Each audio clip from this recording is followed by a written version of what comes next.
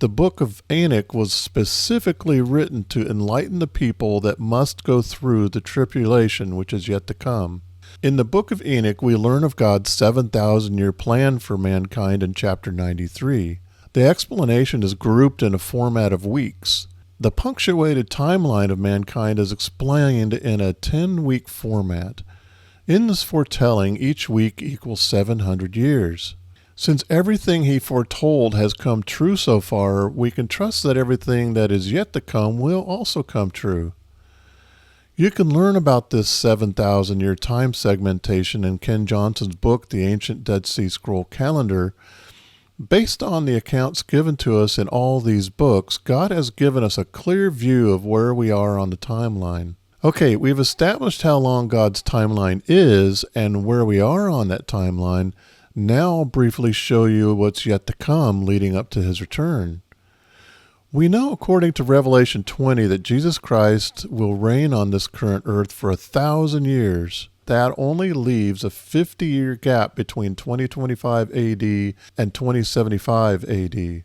What will occur during this last 50 years, called the last Jubilee? We know that the return of Jesus Christ will mark the end of the 7-year tribulation mentioned in Daniel 9:27 and Revelation. While on the earth, Jesus said, "For then there will be great tribulation, such as has not been since the beginning of the world until this time, no, nor ever shall be." Matthew 24:21.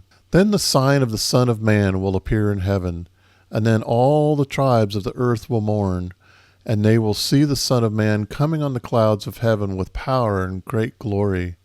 Matthew 24:30. This puts the tribulation just ahead of the millennium, leaving 43 years leading up to the tribulation.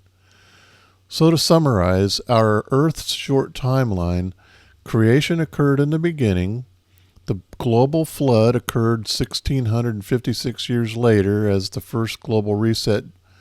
God came down in the form of a man, Jesus Christ, to die in our place on the cross, which brings us to the year 2025 AD. We have about 43 years before the 7-year tribulation begins, about 2068. Then about 2075, Jesus and his saints will return and reign for 1,000 years in peace. At the end of the millennium in 3075 AD will be the great judgment, and then God will initiate the final reset and be with us forever on the new earth.